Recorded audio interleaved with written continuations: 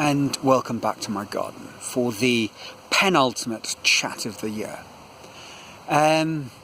Last week I was talking about Maslow, and I, on reflection, definitely misrepresented things to at least some degree. I stand by the points I made, but I suppose in one key way I fell into a trap. It's not surprising I fell into the trap, because the bulk of my research has been done subsequent to making the first film, rather than, perhaps more wisely, before it. But, well, that's the way I roll, so there we are. And the trap I'm talking about, a number of commentators have suggested that the big misunderstanding, or a big misunderstanding of Abraham Maslow's theories, is that we sort of see them as a sort of video game. You know, these levels where you need to perform certain tasks or gather some goodies, and then when you've done that well enough, you're rewarded with a sackload of gold coins and move on to the next level. Well, life, maybe it is an adventurous game, but it is not a video adventure game. And having met your food and safety needs and moved on to finding loving relationships, and then satisfying your self-esteem needs, those things still remain present in your life, obviously. You know, you've had your daily bread, well, tomorrow you're going to need to have some more daily bread. And equally, if you're lacking perhaps in loving relationships, that doesn't mean that you can't meet your needs for appreciating the beauty of the world around you and leading a rich, fulfilling, aesthetic life. No.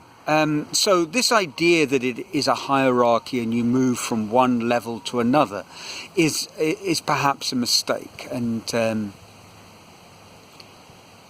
you know, that's not exactly how I pictured it in my mind, but maybe that, at least to some degree, was a flavour of what I was talking about. And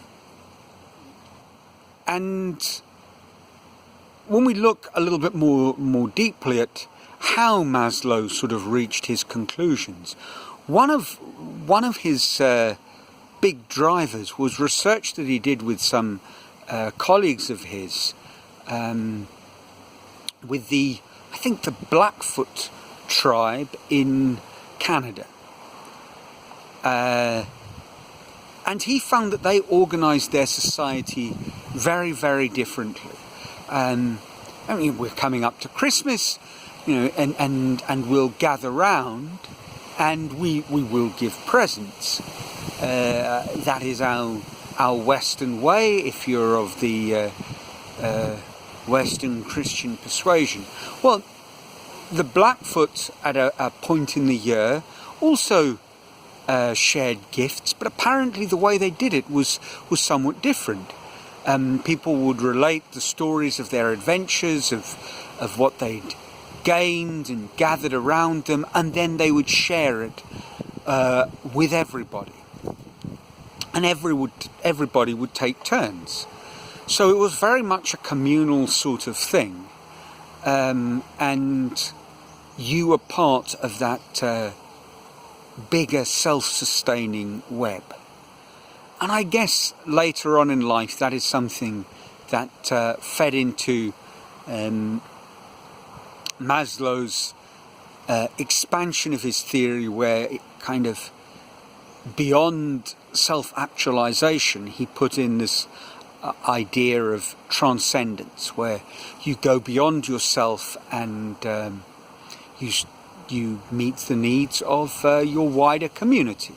Again, not in the sense of a video game, but more a sort of continual feedback loop. I guess the problem with Maslow's pyramid is that certainly Maslow himself never actually left a clearly defined pyramid. The pyramid and hierarchical nature of these needs is nowhere to be found in his writing. Now, I say that confidently because I've seen a couple of YouTube summary videos or reflection videos. I've looked at a few books, not in great detail, but the pyramid really is nowhere to be found. That was added later by other theorists who saw things perhaps in a more hierarchical sort of way. And thinking about that brought to mind a couple of other reinventions of pyramids and models of the way we go about our business. One was a look at the hierarchical nature of organizations, and this is interesting because the writer who first brought in the pyramid with in connection to Maslow's work was someone doing it in the context of organizational theory. And so the pyramid is a tremendous model that we are presented with of how organizations are structured. But it may actually be a very accurate, faithful representation of the modern corporation, but it certainly doesn't mean that it's a good way for the modern corporation to be structured.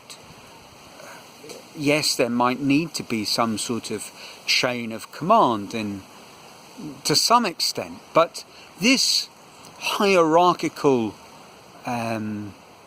model has been questioned by people, and the one which I read that resonates most with me is in a wonderful little book called Orbiting the Giant Hairball by Gordon Mackenzie, who was a corporate figure at Hallmark gift cards, started out in a sort of creative area, but eventually assumed the role of a creative thinker within the organization. In his book, he gives a different model of organizational structure, the plum tree model, where the creative workers are the leaves and the fruit of the tree, and the management and the sort of boardroom leadership are the trunk and roots, and their job is to supply and meet the needs of the workers to produce the fruit. And the questioning there is sort of is flipped around to a what can we give you so that you can work or create better? A completely different notion to the pyramid, and as he says, a pyramid is a suffocating thing, and you have the sort of the CEO at the very top saying, you know, from this vantage point I can see for miles around, I can see wonderful views, and everyone below him is fighting to get out from the weight of the pyramid to try and get the corporate vista. And at the bottom, you have some poor soul who is literally being crushed. Again, you know, these kind of critiques,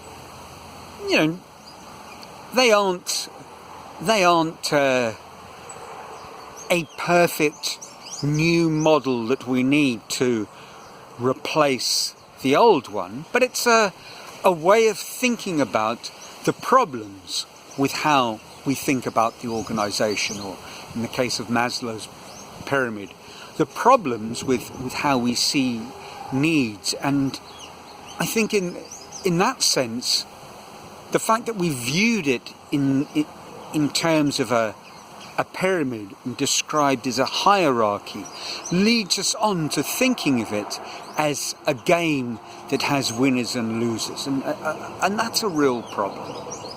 Another model that this reminded me of is Katie, and her name escapes me yet again, a lack of research. I really should have dug this one out, or at least remembered it. But Kate someone or other, my apologies, this is very embarrassing, the lady and originator of the donut model of economics.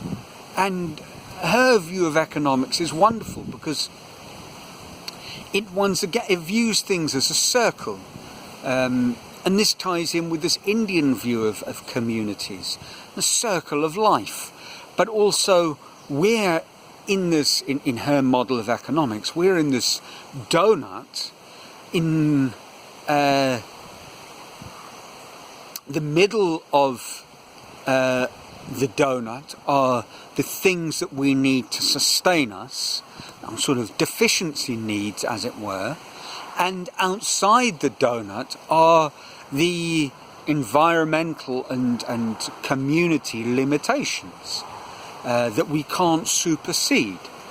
And so we have to operate within these constraints, and at the same time we need to make sure that everybody's basic needs are being met. And this is very much more in keeping with this transcendent view of Maslow's hierarchy of needs. So I guess in conclusion, it's not a hierarchy at all. I think it is interesting to see it in terms of personal development. But that journey of personal development is one that we go through our whole life, and as we respond to new challenges, difficulties, circumstances, we kind of move between, I guess, prioritizing different needs. But they're all needs that need to be met if we're to flourish and fulfill ourselves, lead meaningful lives, whatever that might mean for the individual. And what is vital is that we don't see ourselves as an individual, but rather we see ourselves as being part of a grander whole, and being a part that produces a marvellous synergy. So I don't know, just thinking about it right now, I'm not sure if I'm any closer to a deep understanding, but Maslow himself spent decades thinking about this. So, my friends, what can you expect in less than 30 minutes based on a few hours of research, reading and listening? But it does seem to me that Maslow is someone, along with a number of others, who to me are fundamental in my way of constructing what might be a meaningful life in a time that sometimes seems beyond turbulence, seems chaotic and almost meaningless. So that's it for this week. As always, I hope your lives are filled with joy, you're safe and well, and until next week, ciao from a sunny Brazil.